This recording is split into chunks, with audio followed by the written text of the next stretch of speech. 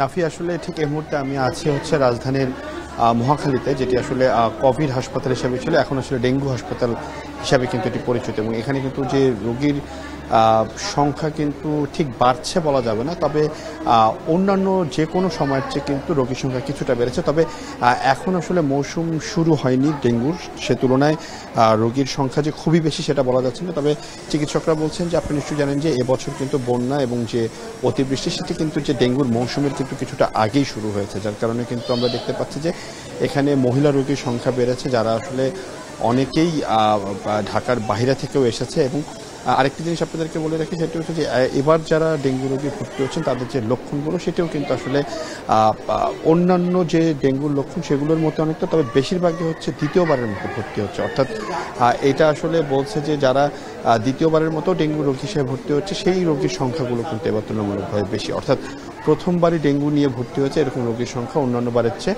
মহাখালীতে এবার আসলে কম। এবং তারা বলছেন যে অতিবৃষ্টি যেহেতু হয়েছে এবং সেটি প্রায় শেষের দিকে, এবং বৃষ্টির শেষে যেই পানি জমে আছে সেই জায়গাগুলো থেকে কিন্তু আসলে এই যে ডেঙ্গুর যে বাহক যে এডিস মশা সেটির যে লার্ভা সেখান থেকে কিন্তু তৈরি হচ্ছে। এবং যার কারণে তারা বলছেন যে এই অতিবৃষ্টি এবং বন্যা শেষ হয়ে যাওয়ার পর যেখানে পানি জমে থাকতে পারে সেই জায়গাগুলো যেন একটু ভালোভাবে বাসায় যারা থাকছেন তারা যেন দেখে, কিংবা আশেপাশে যারা আছেন সেই জায়গাগুলো যেন সবসময় পরিষ্কার রাখা হয়ে থাকে। এবং যে সকল উপসর্গ নিয়ে তারা এখানে ভর্তি হচ্ছেন তার বেশিরভাগই হচ্ছে তারা বমি কিংবা বমি ভাব এবং উচ্চ রক্তচাপ, একই সাথে তাদের হালকা মাঝারি ধরনের জ্বর নিয়ে ভর্তি হচ্ছেন। সেই জ্বরের সাথে কিন্তু শরীর ব্যথাও আমরা অনেকের কাছ থেকে শুনেছি যে এই সিমটমগুলো তারা দেখছেন তাদের মধ্যে।